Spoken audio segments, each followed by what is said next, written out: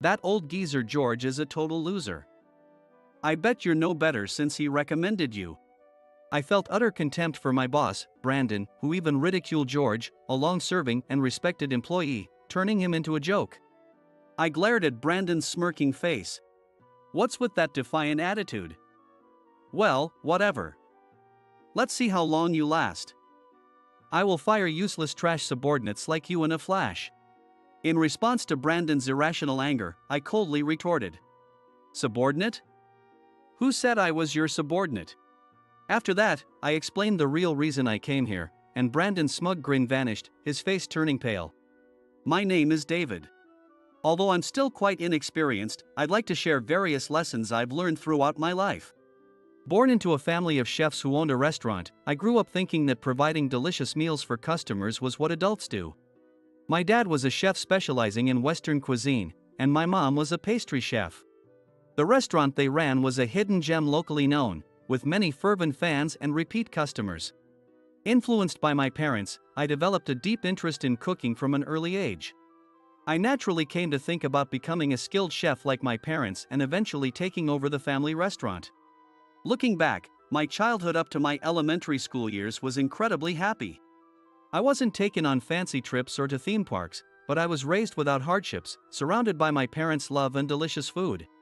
I grew up fully content and entered middle school. In middle school, I joined the soccer team, and my parents always looked forward to watching my games, until one day. When I came home after soccer practice, I found my house on fire. Our house had the restaurant on the first floor and our living space on the second floor. Fire trucks were already there, and firefighters were actively trying to extinguish the flames, but the fire was too intense. And it wouldn't subside. My parents were carried out unconscious by the rescue team and rushed to the hospital, but it was too late to revive them. Unbelievably, both of my parents had left me behind and passed away abruptly. That day, I lost everything dear to me all at once. My beloved parents, our treasured restaurant, my cherished home. All were taken away by the fire. As a middle schooler, I was left with a profound sense of loss, utterly alone in the world. I had no relatives willing to take in an orphan child like me. What am I supposed to do now?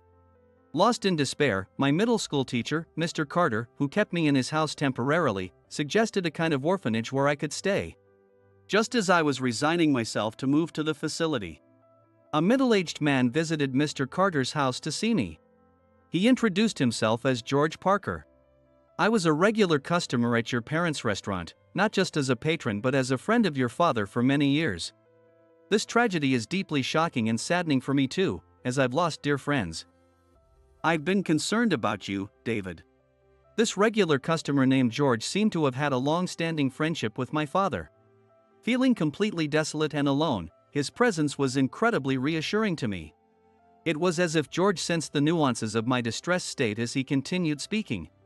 David, I've known you since you were a toddler. I can't think of you as a stranger. What are you planning to do now? You can't stay here at Mr. Carter's forever, right? I honestly shared my situation. Yes, I was planning to officially move into a facility.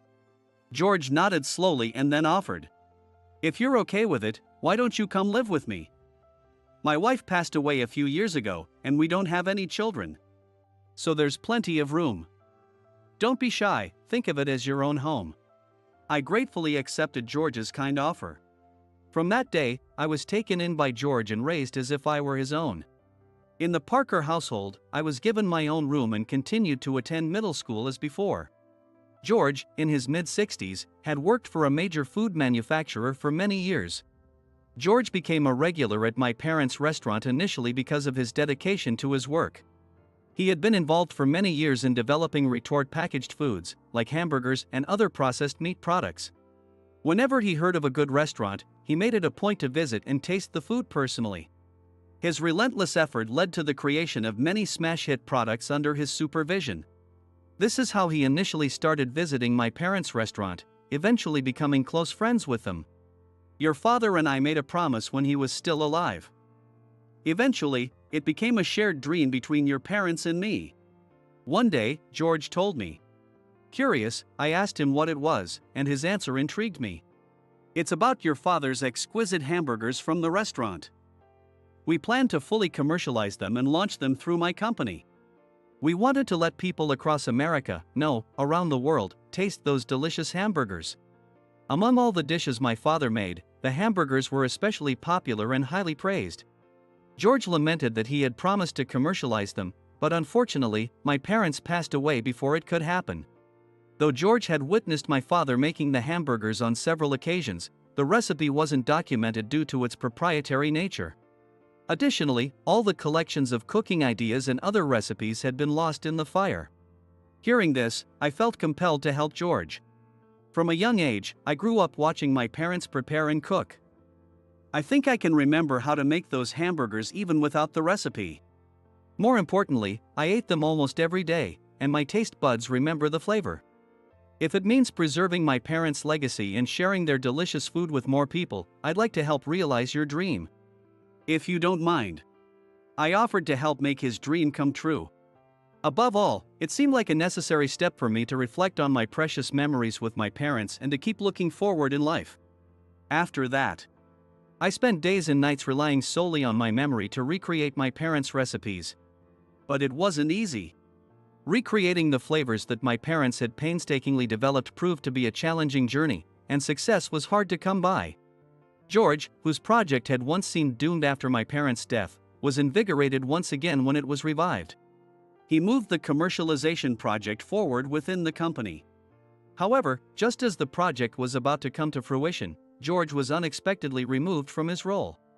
He was betrayed by another employee who took over as the project head.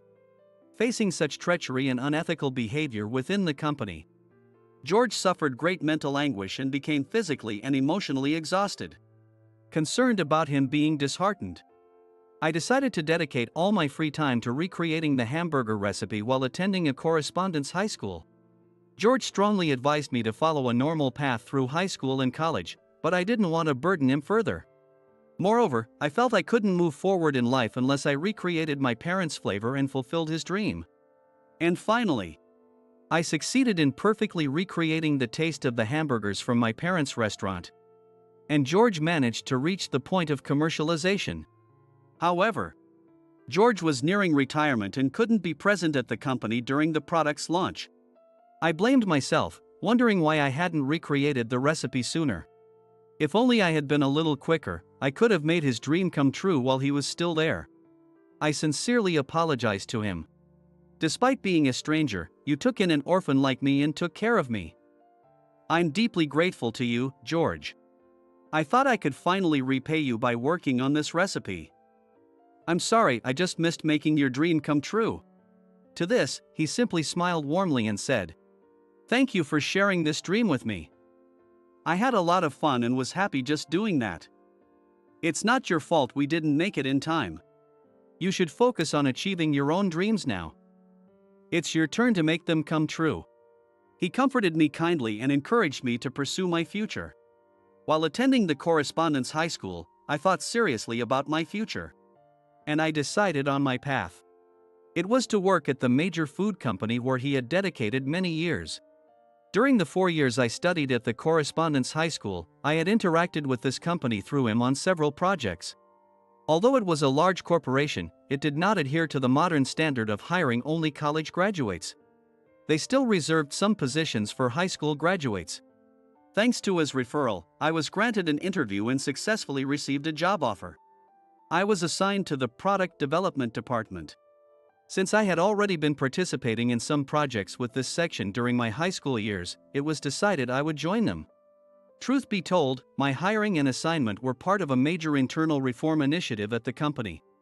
But this was unknown to the staff below the board level.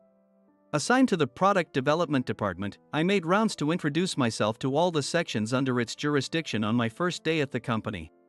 When I visited the product planning section, where George had worked until his retirement, I met the section manager, Brandon. He appeared to be in his late 40s. He was well dressed in a neat, stylish suit, but there was a hint of malice in his eyes as he looked at me. He sneered disdainfully as he received my greeting with a smirk, looking down on me. Unperturbed, I said to him, "I look forward to working with you." "Looking forward to it, huh?" I don't think there'll be much interaction between us. You're just a high school graduate, aren't you?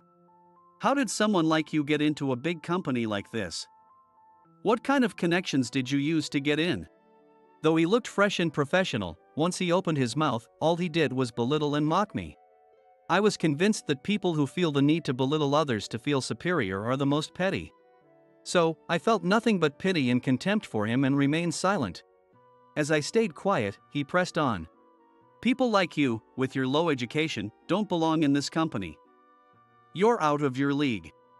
I heard you got in because of that old man George who retired last year. He was demoted to a regular staff position after I took over his managerial role. Did you know that? If someone as incompetent as him recommended you, you must be pretty mediocre too. Brandon mocked and insulted George, a long-serving and respected employee. Annoyed by his disrespect towards George, I glared at Brandon. Then, Brandon snapped back in frustration. What? What's with that attitude? Do you think such behavior is acceptable on your first day? You're just a high school grad, stupid. And utterly uncooperative. You're done. Well, whatever. Let's see how long you last. I make it a point to quickly fire useless trash subordinates like you. I thought it was about time. Looking coldly into the eyes of the irate and creepy Brandon, I declared. Subordinate? When did I ever say I was your subordinate? Brandon, utterly condescending, scoffed in response. So the new guy is even less than a subordinate. Let me correct that to the bottom of the barrel. I refused to engage further in his nonsense. For my part, I must decline having a subordinate who embodies human trash like you.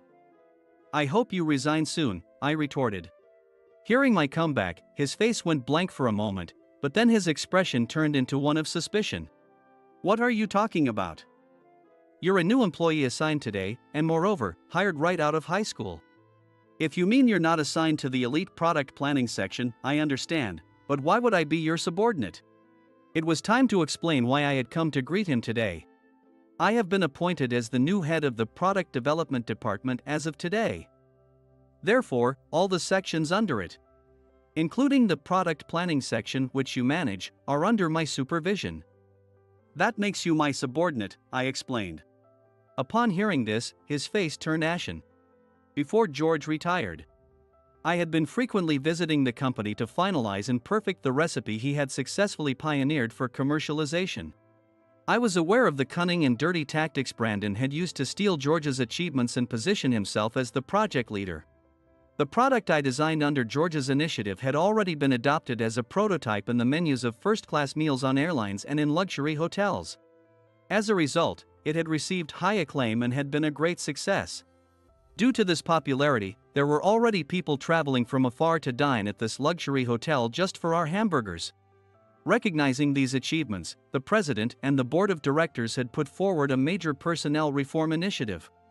Although this food manufacturer had a long history, it had recently been outmaneuvered by competitors in terms of planning capabilities, causing the management team much concern.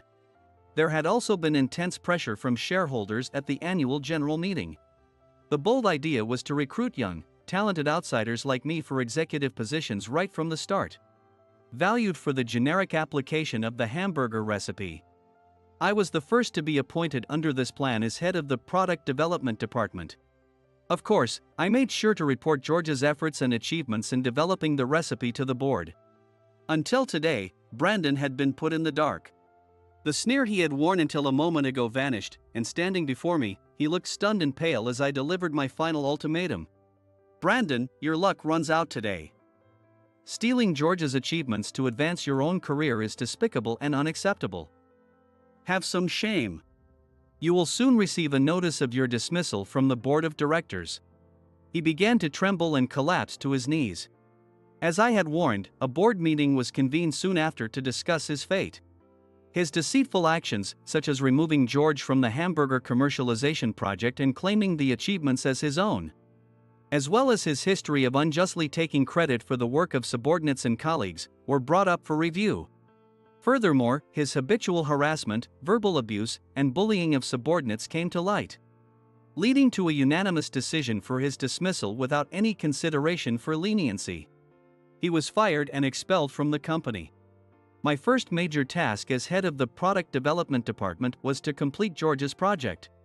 That is, to commercially produce and distribute the exact retort packaged hamburgers from my late parents' restaurant. Although the prototype had been a big success in first-class meals and at luxury hotel restaurants, the reaction from the general public was an unknown factor. George and I had our concerns, but they turned out to be unnecessary worries.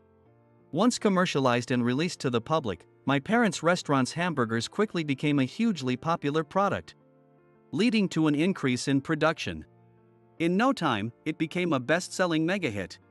George and my parents' long-held dream had finally been realized. On the anniversary of my parents' passing, I invited George to a dinner at the first-class hotel where he first achieved great success with his project. We indulged in many delicious dishes and fine wines. But the highlight was the hamburger from my parents' restaurant that he had produced. It was exceptionally tasty. It seems that this hamburger will soon be adopted in luxury hotels in New York and Paris as well. It's really a testament to your long-standing dream and passion, I said while enjoying a bite of the hamburger. George responded, No, it's all thanks to you for understanding and embodying our dream. The company has gained a great asset. With a rare talent like you, I'm sure you'll continue to fulfill the dreams of many more people. He praised me warmly. Despite the many challenges and hardships I faced, I felt for the first time that it was all worth it. Reflecting on it, I realized that none of this would have started without the hamburger recipe my parents left behind. It was a profound thought. Everything had begun from there. As George and I reminisced about my parents, tears mixed with our conversation. But I felt an increasing sense of motivation and responsibility for the future.